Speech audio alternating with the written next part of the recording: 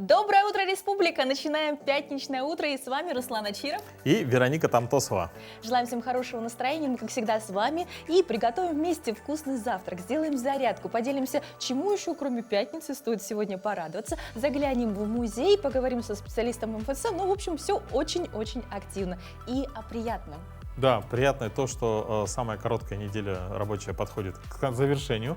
И сегодня у нас также мы разыграем, проведем викторину в телеграм-канале, где будет несколько вопросов, которые будут касаться классической литературы.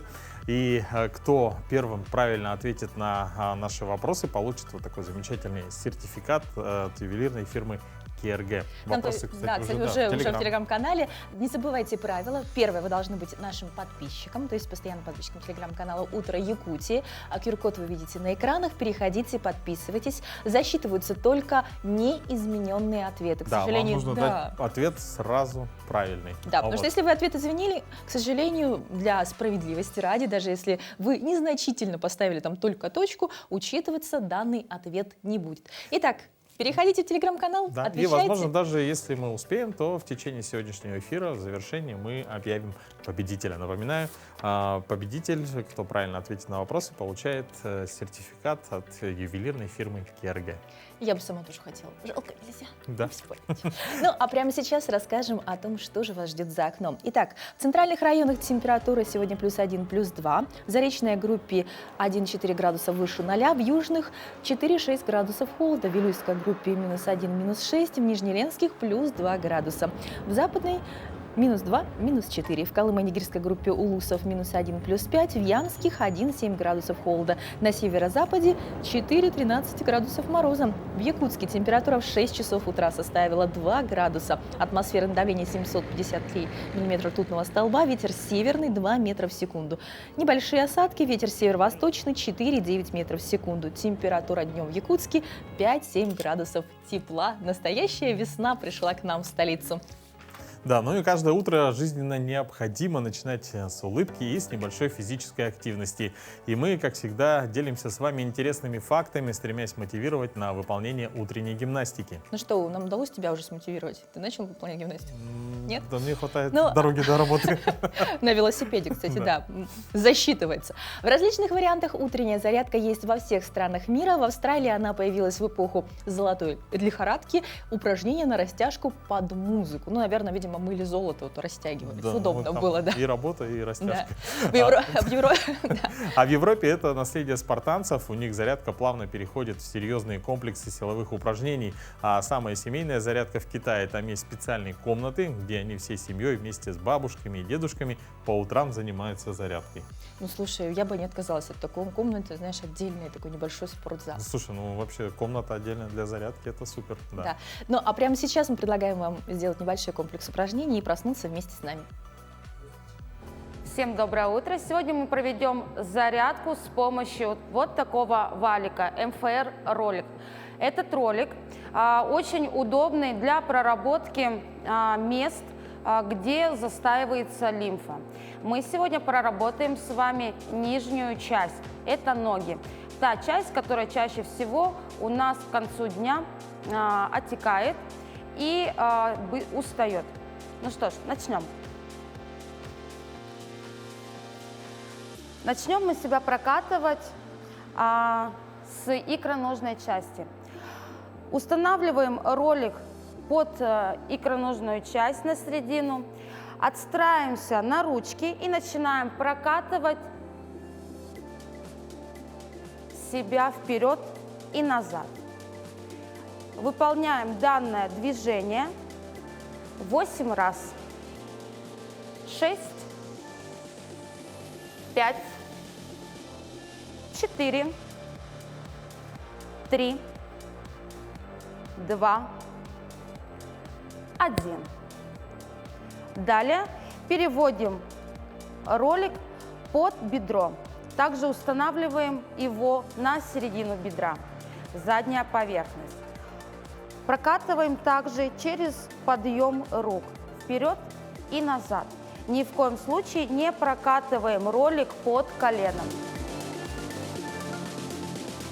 Делаем 8 прокатов. 6, 5, 4, 3,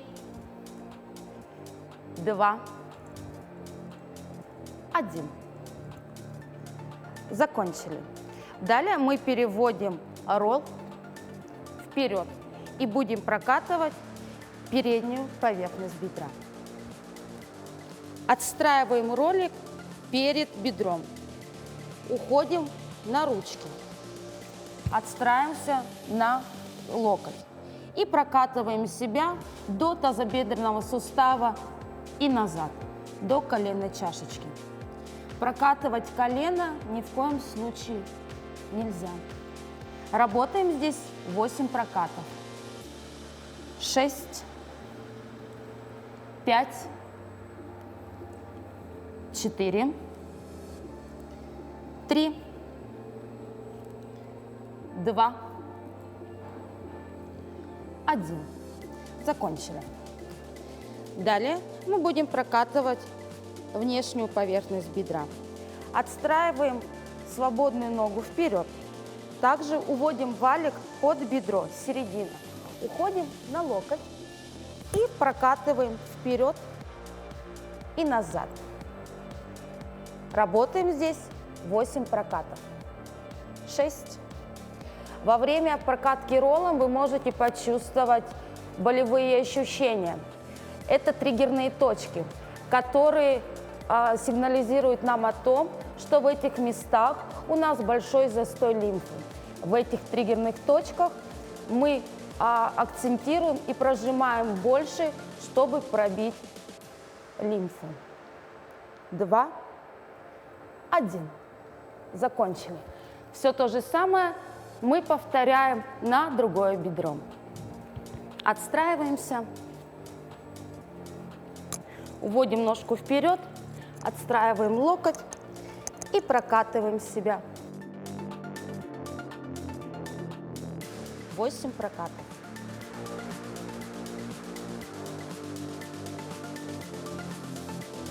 Чаще всего триггерные точки у нас сосредоточены на внешней поверхности бедра. После прокатки ролла жидкость, которая задерживалась в организме, будет уходить. Вы почувствуете легкость в теле. Закончили. Итак, на сегодня наш утренний комплекс подошел к концу. В завершении тренировки с роллом попрошу обратить внимание, не забудьте прокатить стопу. Также 8 прокатов вперед и назад.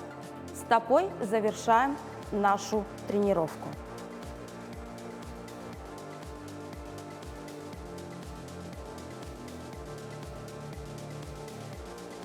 Закончили. Я всем желаю отличного дня. Занимайтесь спортом и пробуйте что-то новое. Ну, мы, в свою очередь, немножко... мы Подвигались, так, да, к сожалению, размялись, но мы у нас водителей. ролика нет, Да, на нас коврика тоже. микрофоны. Но, кстати, вот это очень интересная штучка, я даже заинтересовался. Прямо так, когда была зарядка, прямо ощущение было, что приятно вот человеку, и вот хотелось тоже повторить. Ну, так совместили, получается, и массаж, и зарядка, и так спокойно все, правда, просыпаешься. Да. Ну, на самом деле, если вы не можете повторить, это не так важно. Главное, что приятно. Вот человек делает на экране зарядку, ты такой хотя бы руки потом пошевелил, Это как приятно смотреть на людей, потянулся. которые работают, да? Да, ну, Да. то есть уже что-то, мотивация какая-то, растянуться немножко, потянуться есть. Ну, а сейчас мы предлагаем вашему вниманию самые актуальные новости к этому часу. Передаем слово Петру Васильеву.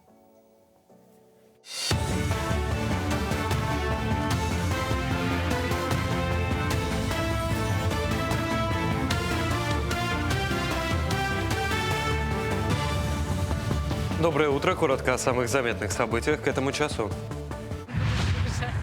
В МВД предложили сделать обязательным флаг России на номерах автомобилей. Исключение предлагают сделать для номеров машин членов дипломатического корпуса. Для них значок будет факультативным. В настоящий момент номерные знаки без триколора не являются нарушением, поэтому не противоречит государственному стандарту.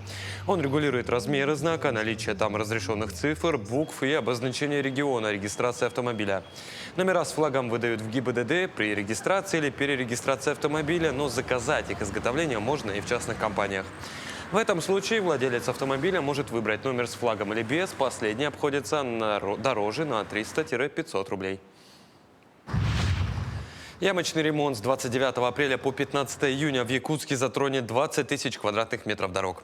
Такой объем работы обычно проводят в течение всего строительного сезона, однако в этот раз дорожники должны все завершить до начала 8-х международных спортивных игр «Дети Азии». В круглосуточном режиме на улицах Якутска будут работать 9 бригад, 97 дорожных работников и 29 единиц техники. На время работ движения по улицам Якутска будет затруднено. Горожан просят отнестись с пониманием к этому. Россия в минувшем году экспортировала рекордный объем мясной продукции. В этом году ожидается увеличение показателя еще на 10%. Об этом сообщил глава Национальной мясной ассоциации Сергей Юшин. Он также отметил расширение географии поставок российской мясной продукции. По его словам, Россия имеет право поставок почти в 100 стран. Цитата: «Регулярно мы поставляем где-то в 60, в разные годы до 70 стран», рассказал эксперт. Он также подчеркнул, что российская мясная продукция популярна на мировом рынке, однако пока Россия занимает относительно скромное место в мировой торговле мясом. Говоря об импорте мясной продукции, он отметил, что Россия – страна, которая более чем на 100% обеспечивает себя мясом и является страной нетто-экспортером мяса и мясопродуктов. Ученые Института прикладной геофизики тем временем считают, что сегодня Землю может накрыть магнитная буря. Они подчеркнули, что мощная вспышка на Солнце уже произошла еще 1 мая. Она продлилась 41 минуту. Уточняется, что вспышки на Солнце делят на 5 классов – A, B, C, M и X, в зависимости от мощности рентгеновского излучения. В институте рассказали также, что 30 апреля было зафиксировано 3 вспышки класса М и 8 вспышек класса С. Они длились от 38 до 45 минут. Обычно вспышки сопровождаются также и выбросами солнечной плазмы, облака которой, достигая Земли, могут спровоцировать магнитные бури. Продажа билетов на церемонию открытия 8-х международных спортивных игр «Дети Азии» стартовала за 2 месяца до начала игр. 26 апреля на сайте yakutsk2024.org. На церемонию закрытия игр продажа билетов начнется за месяц, 26 мая. Старт продажи билетов на спортивные мероприятия запланирован на начало июня, после формирования итогового спортивного расписания. В связи с годом семьи предусмотрены также и скидки для родителей многодетных семей с 3 и более детьми в размере 50%, ну а для семей с 5 и более детьми 100%. Продажа офлайн билетов начнется за 3 календарных дня до начала самих соревнований. Стоимость билетов на церемонии открытия и закрытия утверждена Организационным комитетом игр «Дети Азии» от 2000 до 3500 рублей. Также на сами соревнования стоимость билетов на квалификационные предварительные соревнования 100 рублей, на полуфиналы, финалы 200 рублей. Якутский фильм «Чума», снятый режиссером Дмитрием Давыдовым, получил награду в Финпрессе на кинофестивале «Го-Ист» в немецком городе Висбадене. По словам режиссера кинокартины, каждый приз, выигранный на разных фестивалях, цитата, «на вес золота» и влияет на его дальнейшую судьбу, в том числе на получение кинопрокатного удостоверения. Планирует же выпустить проект в сентябре этого года. Напомню, черно-белый фильм расскажет историю взаимоотношений между 2 отцами-одиночками. Сын Ивана, его играет Георгий Бессонов, настолько разочаровывается в родном для себя человеке, что все больше начинает сближаться с обидчиком. Его играет Евгений Николаев. Ну а сын второго, наоборот, пытается убежать от своего отца-тирана и ищет помощи у персонажа Бессонова.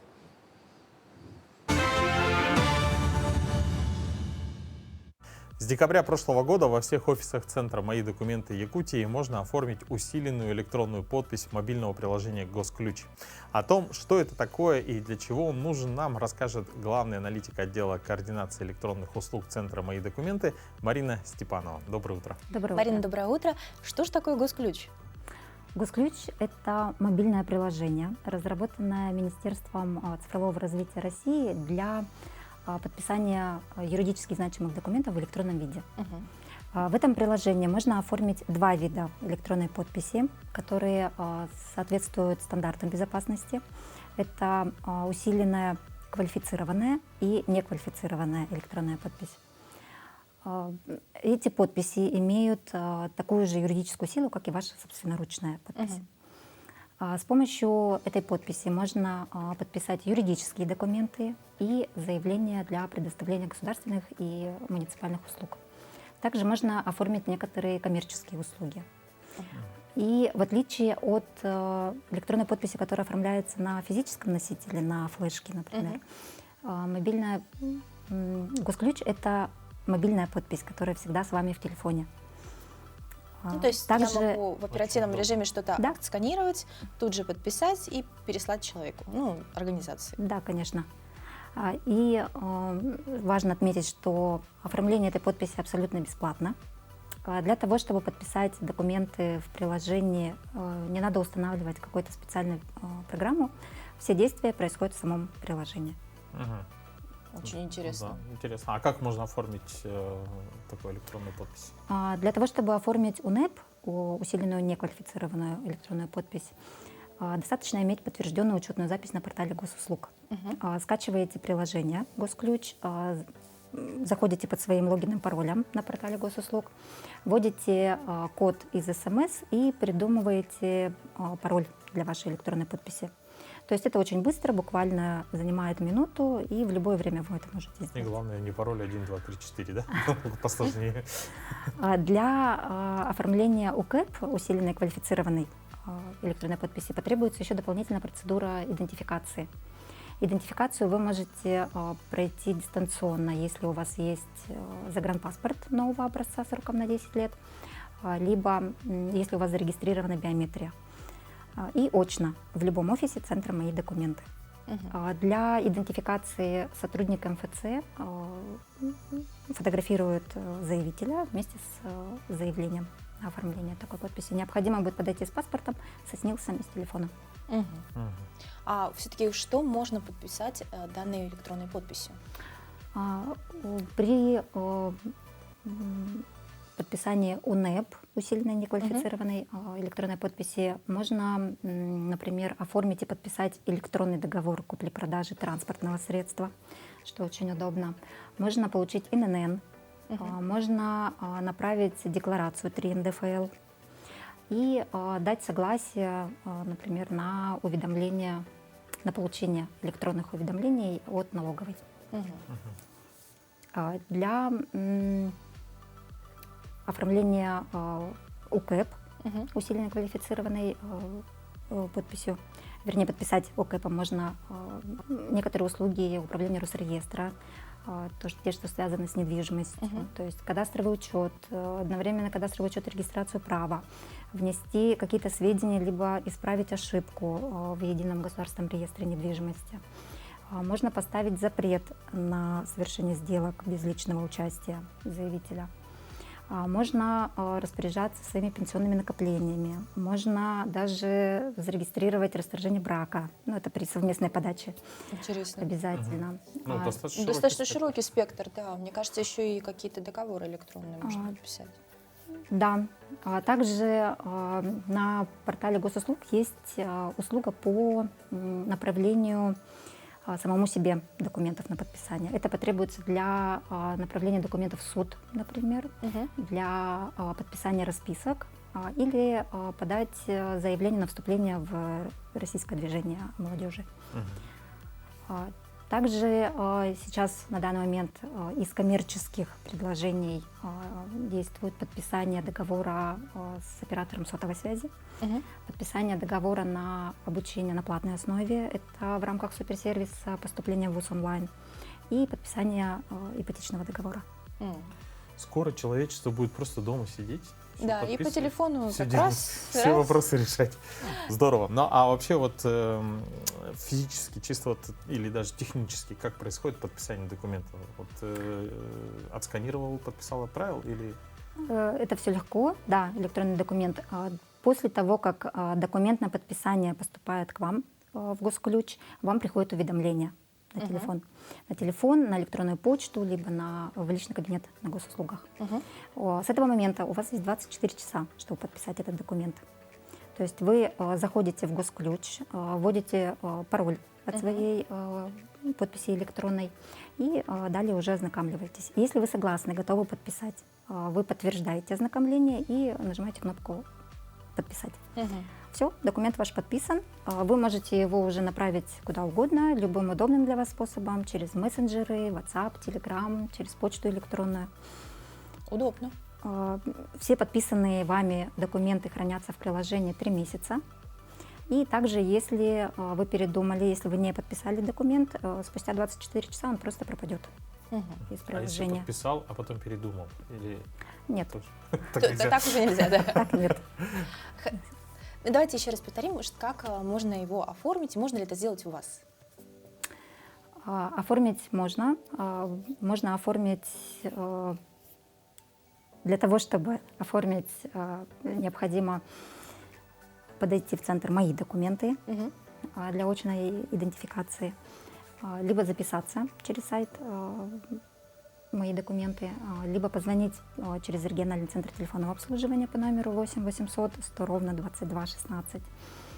Вот. А так преимущества Самое актуальное это мобильность. очень большие. Мобильность. Вообще при использовании обязательно приложение «Госключ» необходимо соблюдать требования безопасности. То есть вы не должны свой пароль от электронной подписи рассказывать. Вообще «Госключ» — это хороший инструмент для электронного взаимодействия, особенно с органами власти. Мгм. То есть это очень актуально для жителей районов, отдаленной местности, которые, не выезжая, могут оформить им нужную услугу. Мгм. Спасибо большое за подробную информацию. Я уверена, что многие воспользуются. Да, это очень удобно и Это мобильно. очень удобно, да, и быть В курсе всех частью Да, цифровой системы. трансформации тоже. Спасибо большое. Спасибо, до новых Ну, а встреч. нашим зрителям, да, напоминаем, что можно будет обратиться в Центр «Мои многофункциональный документы», центр, да, и всегда вам и по телефону, и при личном приеме подскажут, что и как можно оформить. Да. Ну а сегодня 3 мая, и в этот день вот кондитер, например, может приготовить вкусный тортик для себя и с чистой совестью его съесть. Как думаешь, почему? Ну, видимо, сегодня какая-то знаменательная дата, потому что это как кондитер, тортик для себя. Думаю, что случилось? Да, абсолютно верно. Ну, сегодня непосредственно празднуется профессиональный день кондитера. Дорогие друзья, мы поздравляем всех, кто ежедневно видит сахарную пудру и держит в руках венчик с их профессиональным праздником. А какие события связаны с сегодняшней датой, узнаем прямо сейчас.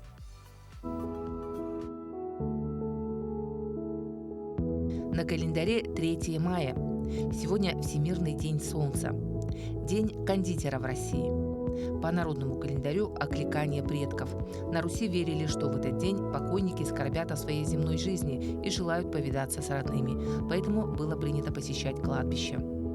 Этот день в истории. В 1905 году запатентована первая письменная ручка Паркер. В 1908 году в 25 километрах от Бейрута открыта огромная скульптура Девы Марии. А в 1991 году в этот день принята Виндхукская декларация о свободе прессы. В этот день родились Сергей Радонежский, русский церковный государственный деятель, основатель Троица Сергиева; Никколо Макиавелли, итальянский философ, политик эпохи Возрождения; Александр Бенуа, русский художник, историк искусства; Бинг Кросби, американский киноактер, певец; Вера Чеславская, чехословацкая гимнастка, семикратная олимпийская чемпионка. Именины сегодня отмечают Александр, Гаврил, Григорий, Николай и Федор.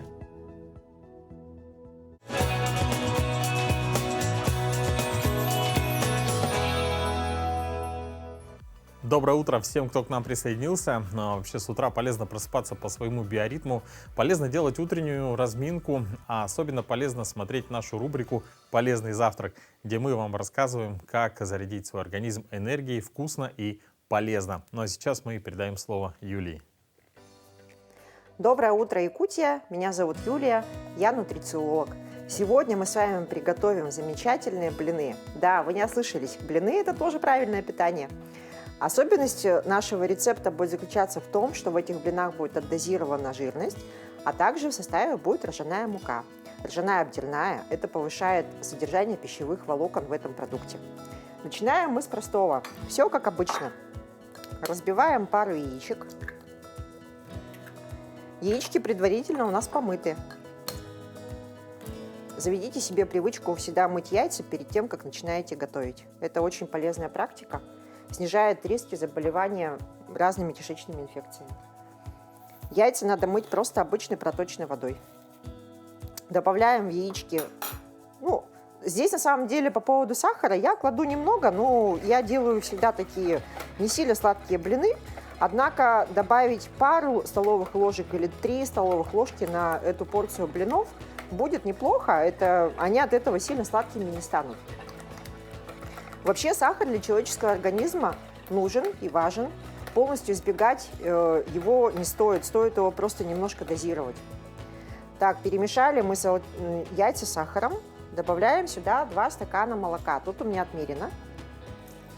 Это выходит примерно около пол-литра молока.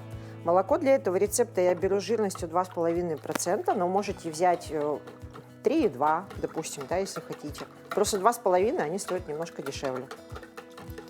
Перемешали яйца с молоком, теперь добавляем муку. Насыпаем с вами примерно в одинаковых количествах ржаную и пшеничную муку.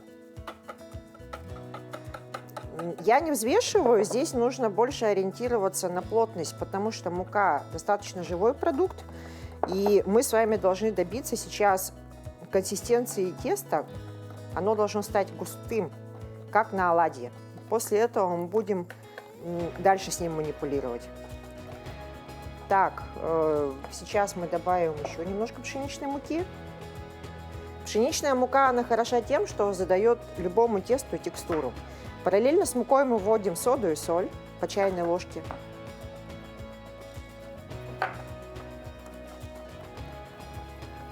Перемешиваем, чтобы не было комочков, все как обычно. Ржаная мука обдирная, она в этом рецепте, что она делает? Она увеличивает количество белка, белковые компоненты, кроме пищевых волокон. То есть, соответственно, получается рецепт блинов с ржаной мукой, он просто более полезен для организма, потому что, ну, всем известно, что человек должен есть белки. Для чего человек должен есть белки? В первую очередь, белки нам нужны для того, чтобы работала правильно наша нервная система. Когда у человека дефицит белка в рационе, он может стать более тревожным, хуже спать. Ну, это не говорит о том, что белки нужно одни только ставить. Все должно быть в меру. То есть, как мы видим, мука, она же у нас углеводная, то есть здесь получается достаточно сбалансированный состав. Так, еще подсыпаем. Я ввожу муку сюда постепенно, для того, чтобы было меньше комочков.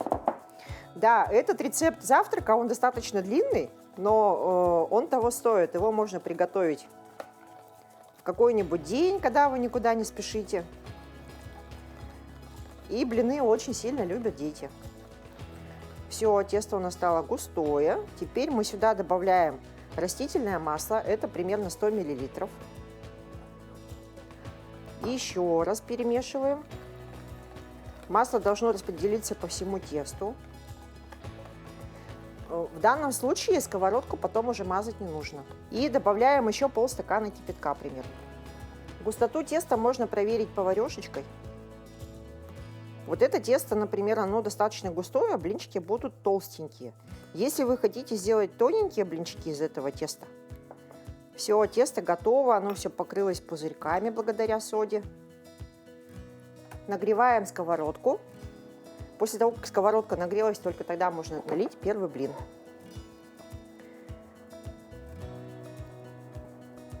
Распределяем тесто по поверхности. И печем. Из этого теста получается 4-6 порций блинов. Количество порций зависит от размера людей, которые будут есть эти блины. Ну, то есть получается рецепт на всю семью и очень выгодный.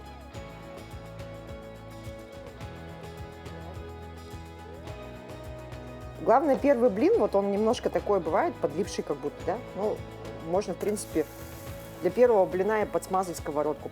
Наши аппетитные, такие красивые блины из ржаной муки готовы. Подавать их лучше всего на завтрак с творогом и вареницем. Творог у нас источник кальция, а голубичная вареница – это бесценная кладезь полезных витаминов и микроэлементов. Всем приятного аппетита и хорошего дня!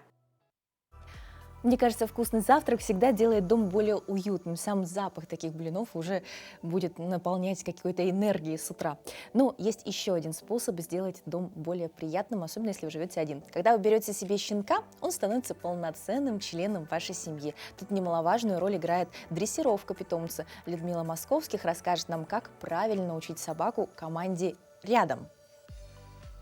Доброе утро, дорогие зрители! Сегодня мы с Парабель покажем вам команду «Рядом».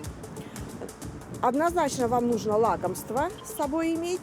Собачка без лакомства работать не будет. И начинаем мы команду «Рядом» с заинтересованности собаки. Берри! Показали кусочек.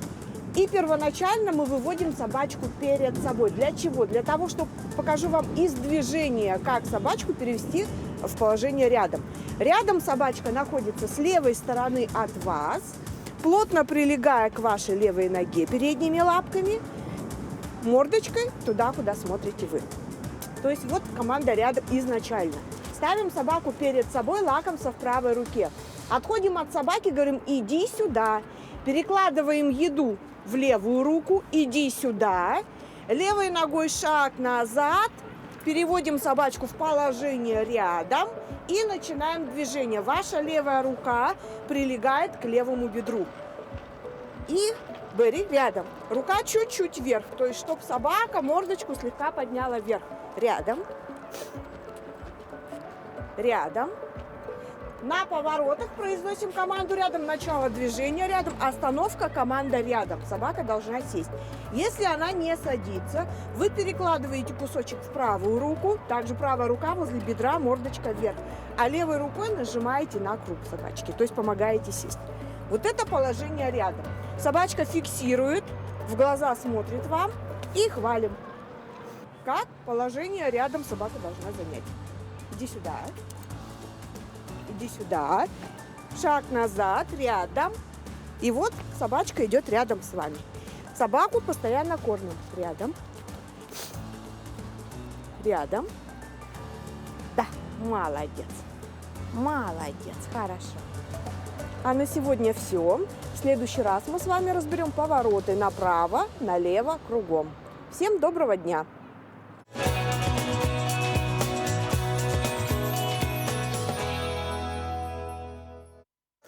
Но в 2022 году в Бельгии начали эксперимент, в рамках которого врачи и психиатры могут выписать пациентам рецепты на бесплатное посещение музеев Брюсселя. Впервые подобная практика была введена еще в 2018 году в Канаде и показала, что соприкосновение с культурой помогает бороться с депрессией, особенно возрастным. Ну и очень интересная практика, мне кажется, это правда необходимо. Ну и вообще посещение музея наполняет душевной гармонией. Поэтому прямо сейчас вам расскажем, что же можно увидеть в наших музеях. Сегодня я хочу познакомить вас с предметом из фонда Национального художественного музея. Натюрморт на фоне пейзажа выполнен художником-графиком, иллюстратором, плакатистом Алимовой Валентиной Петровны. Она родилась в 1911 году в деревне Московской губернии. Училась на графическом факультете Московского института изобразительных искусств у Льва Бруни, у Александра Дейнеки. Затем был Изогис, где она работала в отделе плаката, которым руководил Маор, Каневский. Во время Великой Отечественной войны она была эвакуирована в Узбекистан, но после войны вернулась в Москву и продолжила работу в мастерских художественного фонда по изготовлению методических пособий для Московского государственного университета. Валентина Петровна виртуозно владела графическими техниками. Это цветной карандаш, это акварель, тонированная бумага. Но любимым ее было это такая техника, как автолитография, когда рисунок, прорисовка жирным карандашом или чернилами переносится под давлением на литографский камень. У нас в экспозиции представлен ее графический лист, натюрморт на фоне пейзажа, такой легкий, прозрачный, поэтичный. Вообще ее работы хранятся в музее имени Пушкина в Русском музее. А графические тиражные плакаты в частных коллекциях российских и западных коллекциях. Полевые цветы, полевые, васильки и ромашки в лугах, ярко-синие и голубые на бескрайних российских полях. Полевые цветы, полевые, не сравнить вас с садовым цветком. Вы согрели мне душу, родные, поселились вы в сердце моем. Друзья, ну а мы напоминаем, что у нас в телеграм-канале проходит викторина. Кто правильно ответит на все вопросы, получит такой замечательный подарок от ювелирной фирмы Керге. Сертификат, подарочный сертификат, я думаю, хорошее дополнение Вообще к завершению рабочей недели. Да, но не только художественные полотна могут переносить нас во времени и пространстве. С появлением киноискусства, фотографий, а позже и телевидения мы имеем возможность заглянуть в далекое прошлое. Телевидение, конечно, несколько ограничено в этих возможностях. К примеру, мы не можем увидеть то, что происходило ранее 20 века, зато через старые фото вполне можно ощутить дух 19-го, начала 20 веков. Вот как раз о старинных фотографиях и его авторстве Ерофея Иресько, открывшим миру Алекминск и его жителей в своих фотокарточках в нашем следующем сюжете. Вот такие бескислотный картон, это миколентная бумага. Вот так выглядит негатив. Здесь стеклянная пластина, покрытая бромо-желатинным слоем. Это негатив, это позитив. Вот так бережно в Алекминском краеведческом музее хранится бесценное наследие. Более 2000 стеклянных негативов, когда-то снятые скопцом Ерофеем Иресько. В 1861 году к нам сюда прибывает первая партия ссыльных скопцов с Красноярского края. Вот, им выделяют надел земли за городом, где они основывают свое спасское селение. Среди них был человек по фамилии Ересько, Ерофей Петрович. Он выписывает из Германии фотоаппарат и открывает в нашем городе фотоателье. Фотоателье, к слову сказать, было необычное, со стеклянным куполом. И от желающих запечатлеть себя для истории тогда не было отбоя. Также фотограф снимал ежедневный быт, труд скопцов, жизнь коренных народов. До сих пор эти снимки вызывают большой интерес историков и краеведов. Даже сейчас мы узнаем по этим фотографиям интересные истории. Вот, посмотрите, это люди, которые проходили мимо Алекминска, это экспедиции. Даже вот сейчас говорят о том, что и Колчак Александр Васильевич прошел мимо Алекминска. Ведь все шли мимо нас. Ученые, экспедиции. Посмотрите на их снаряжение. Я думаю, что время нам даст еще такую возможность узнать, кто это. Что удивительно, в Алекминске скопцов помнят больше не как религиозных фанатиков, а как носителей прогресса и цивилизации. Они были успешными земледельцами, выращивали в то время вплоть до арбузов.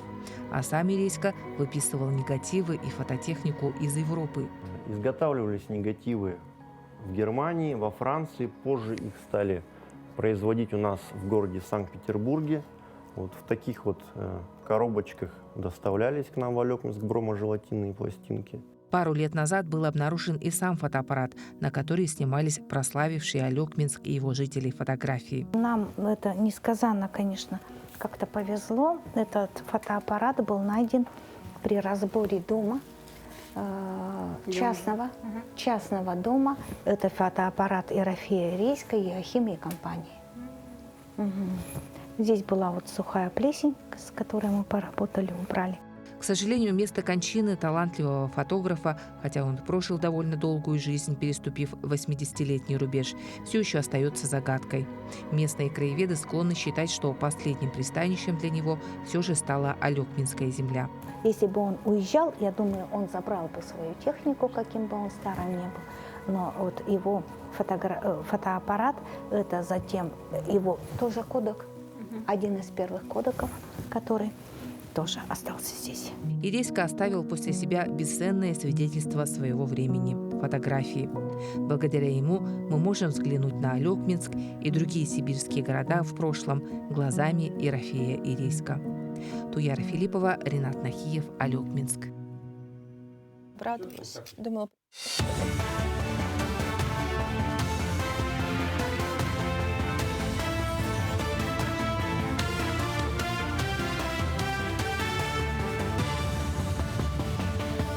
мы продолжаем рассказывать о самых заметных новостях в республике, стране и мире.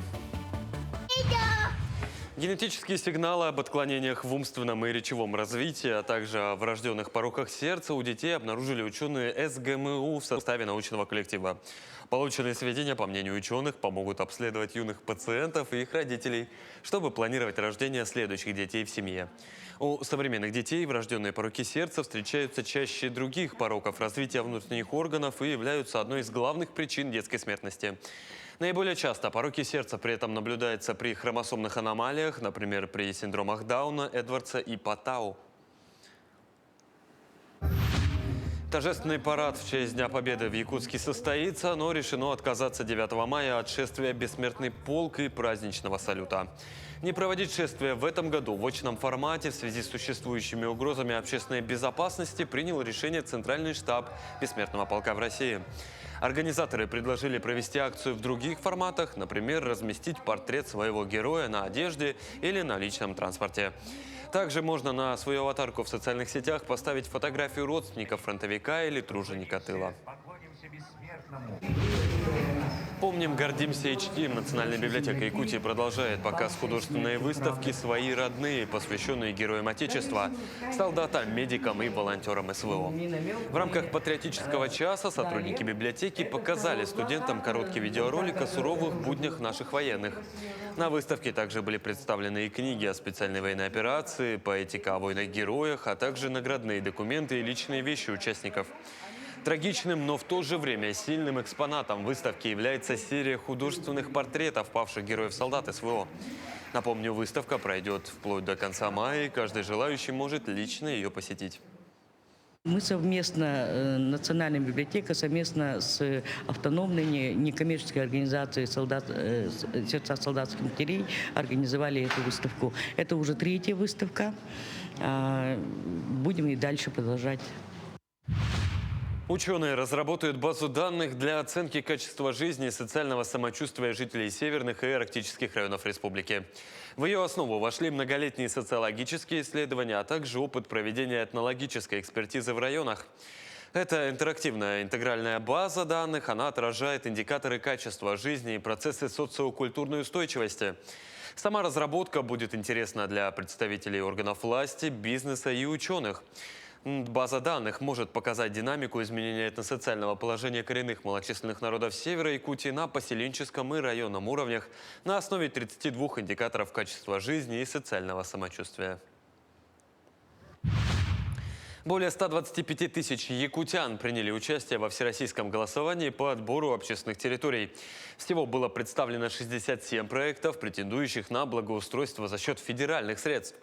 Наиболее активно приняли участие жители Якутска, Нерюнгринского, Нюрбинского, Мирнинского и Ленского районов.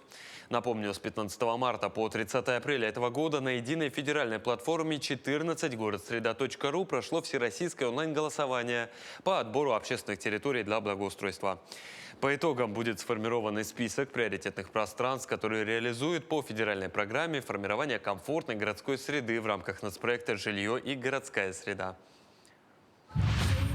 Отбор на детский фестиваль анимации Skills Camp стартовал для школьников республики. Мероприятие проведут на базе Малой академии наук в селе Чапаево в Хангаласском районе с 12 по 21 июня этого года.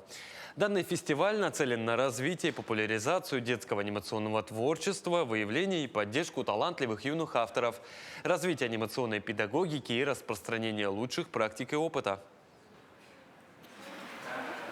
Это были все новости к этому часу. Хорошего дня и оставайтесь на нашем телеканале. На нашем телеканале проходит 2-й сезон танцевального проекта «Танцуй». Осталось совсем немного времени до финала, когда мы узнаем имена победителей. И сегодня у нас в студии участники проекта «Танцуй» Далан Ципандин и Матрена Иванова. Доброе утро. Доброе утро. Расскажите, как и откуда вы узнали о проекте «Танцуй»? Мне сказала старшая сестра Валентина Александровна: «Долан, ты у нас танцор, давай участвуй». Я подумал сначала и уже решил, и сказал, хочу участвовать. Мне сказали, в АГИКи отправляли программу. Я посмотрела, потом Анастасия Марковна, преподавательница моя, и Матрена, хочешь участвовать? Да, давайте. Попробую, Эня. Ну, это здорово, что вы согласились. Ну и как ваши впечатления? Расскажите, чем вы занимаетесь в жизни, как это вам помогает в проекте? Я студентка 3-го курса АГИКИ. И с детства танцую. Творческий человек. Всем занимаюсь. Рисую.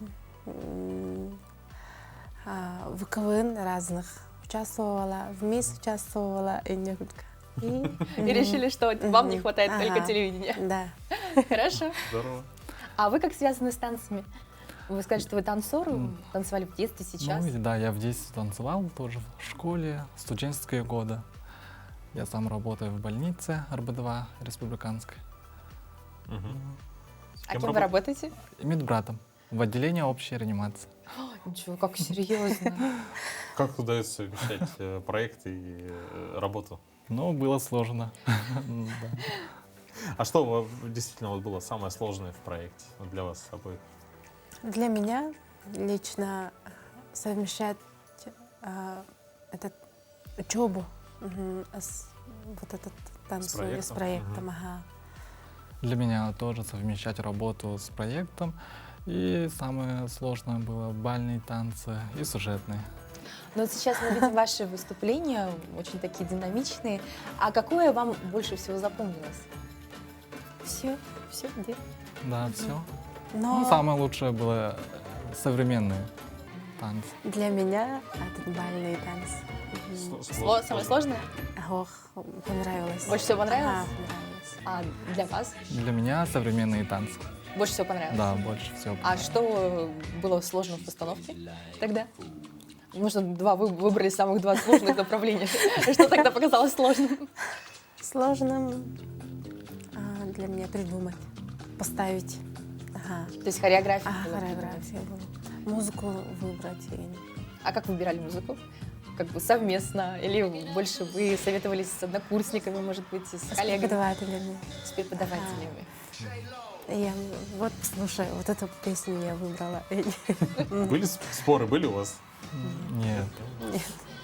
Как вообще вот сложились отношения с участниками шоу, там, в том числе с жюри? Например, жюри ругало вас или хвалило? Вот ваши впечатления.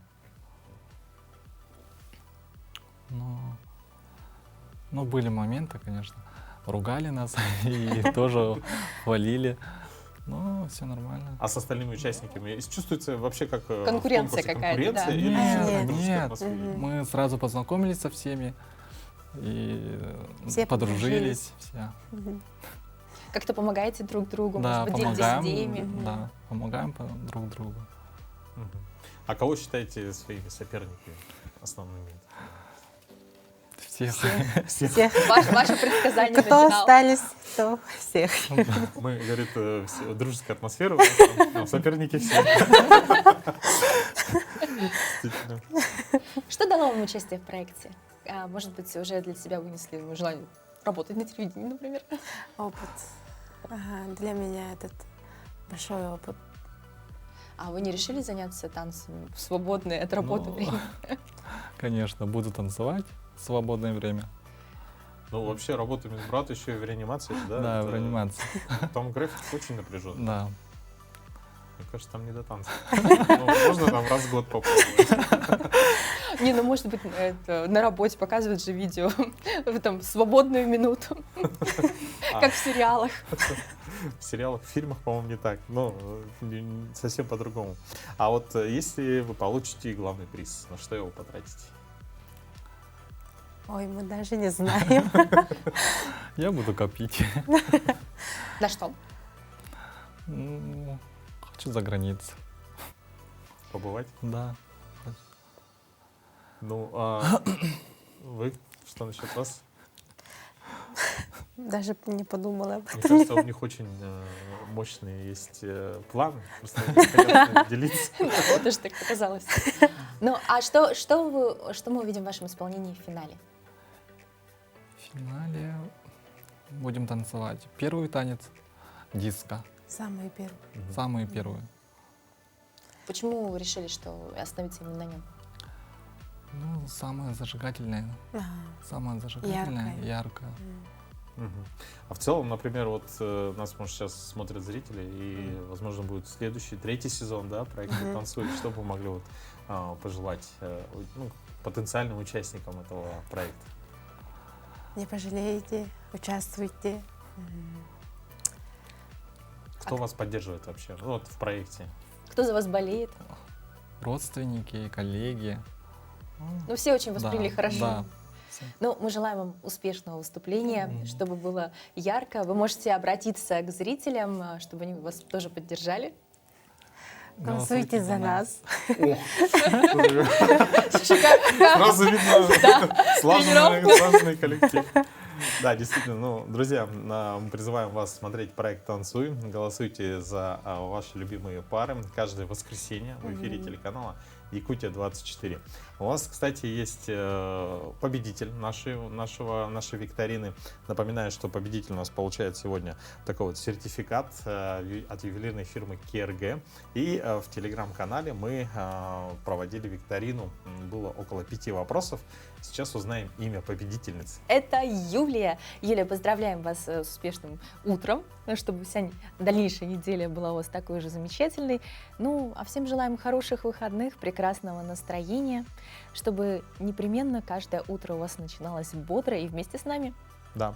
Ну и, конечно, увидимся с вами в эфире телеканала «Якутия-24» уже в понедельник, как всегда, в 7 утра. Ну а в завершении нашей короткой рабочей недели мы предлагаем вам посмотреть небольшой видеоклип.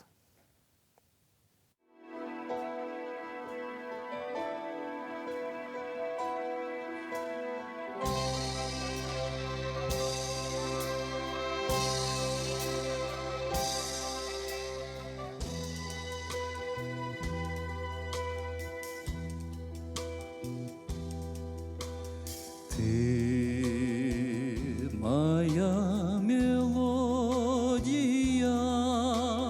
я твой преданный Орфей. Дни, что нами пройдены, помнят цвет нежности твоей. Все растаяла, голос твой теряется вдали. Что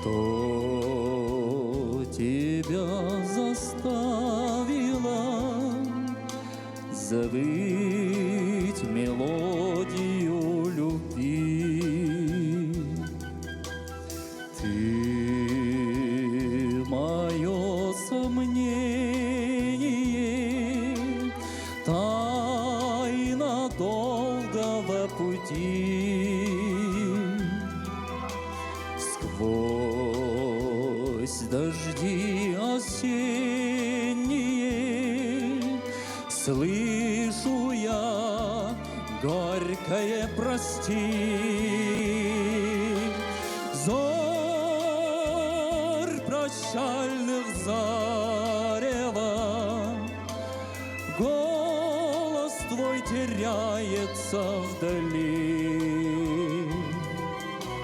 Что тебя заставило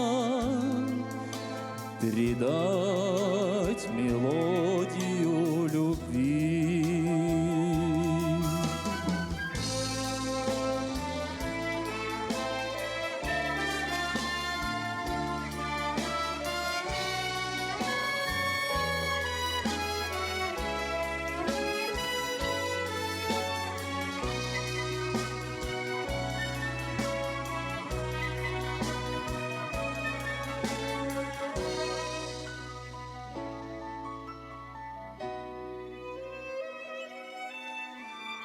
Ты мое призвание,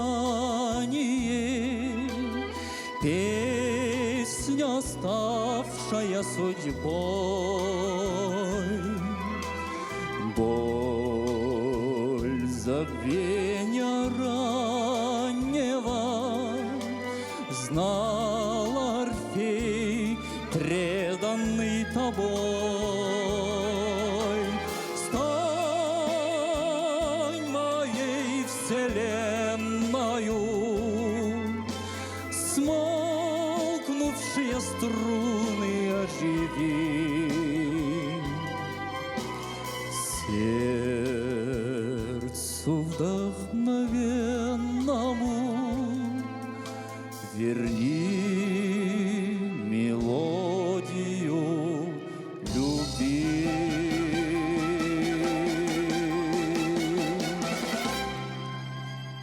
Верни мелодию